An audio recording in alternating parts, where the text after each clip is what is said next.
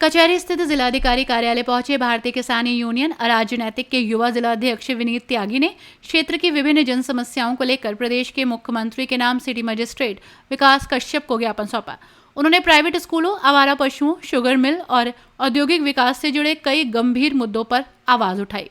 विनीत त्यागी ने आरोप लगाया कि जिले में प्राइवेट स्कूल मनमानी फीस वसूल रहे हैं। उन्होंने बताया कि एक बार बिल्डिंग चार्ज लेने के बावजूद स्कूल हर साल दोबारा बिल्डिंग चार्ज वसूलते हैं, जिससे अभिभावकों पर अनावश्यक आर्थिक बोझ पड़ता है।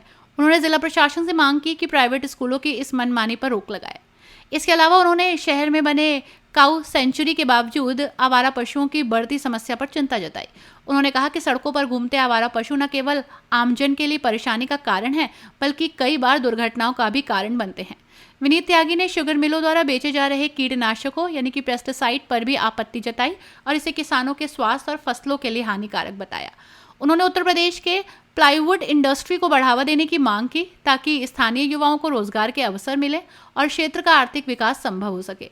ज्ञापन के माध्यम से उन्होंने इन सभी समस्याओं का शीघ्र समाधान किए जाने की मांग की ताकि आमजन को राहत मिल सके और क्षेत्र में संतुलित विकास हो। आपका परिचय?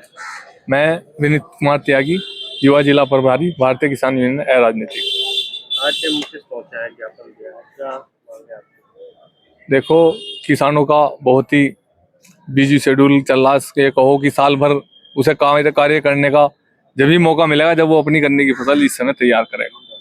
इसलिए आज हमने बहुत कम संख्या में एक ज्ञापन दिया जो कि बहुत बड़ी किसानों की समस्या इस समय प्रदेश में, पश्चिमी उत्तर प्रदेश में खासकर को गन्ना किसानों की सरकार द्वारा अनदेखी की जा रही, इस्मा द्वारा अनदेखी की जा रही, किसानों को उनके अनुसंधानों के अनुसार लाभकारी मूल्य नहीं दिया जा रहा। तो गन्ना किसानों ने गन्ने की खेती छोड़ के पॉपुलर की खेती पश्चिमी उत्तर प्रदेश के किसानों ने शुरू की है। इसमें हमें सबसे बड़ी समस्या ये आ रही है कि हमें इसे बेचने के लिए हरियाणा जाना पड़ रहा। माननीय मुख्यमंत्री जी कह रहे हैं कि हम जो है उत्तर प्रदेश की अर्थव्यवस्था को नंबर 1 पर लाएंगे। जब यहाँ का किसान इतनी बड़ी मात्रा में पॉपुलर तैयार करेगा और उसे बेचने के लिए दूसरे प्रदेश में जाएगा तो कहाँ से अर्थव्यवस्था मजबूत हो जाएगी? प्रदेश की अर्थव्यवस्था भी मजबूत हो, किसानों की अर्थव्यवस्था भी मजबूत हो, प्रदेश विकास के मार्ग पर अग्रसर हो, तो प्लाईवुड उद्योग पश्चिमी उत्तर प्रदेश में स्थापित हो। दूसरी हमारी मांग थी बिजली के उसमें। जब मुख्यमंत्री जी ने 10 घंटे निर्बाध बिजली का वादा किसानों से किया था और आज उसे 2 टुकड़ों में दिया जा रहा, तो किसानों की सिंचाई बिल्कुल नहीं हो पा रही। एक मांग थी हमारी गोवंश के रूप में। गोवंश आवारा इस समय घूम रहे हैं, किसान अपनी फसल तैयार कर रहा है, छोटी फसल है, आवारा गोवंश द्वारा चुग दी जाती है, बहुत बड़ा नुकसान उसमें हो रहा है। तो इतनी सारी छोटी गौशालाएं होने के बावजूद, मुजफ्फरनगर में एक काऊ सेंचुरी खुलने के बावजूद आवारा पशुओं से किसानों को निजात नहीं मिल पा रहा, तो इससे बड़ी समस्या नहीं हो सकती। हमने इस बात पे तो डीएम साहब से ही वार्ता होगी, 2 दिन बाद का समय दिया है सिटी मजिस्ट्रेट साहब ने, और उन्होंने कहा, इस बात से अवगत कराया कि इन सभी गौशालाओं की, गांव-गांव में जो गौशालाएं खुली हुई हैं, इनकी जांच हो।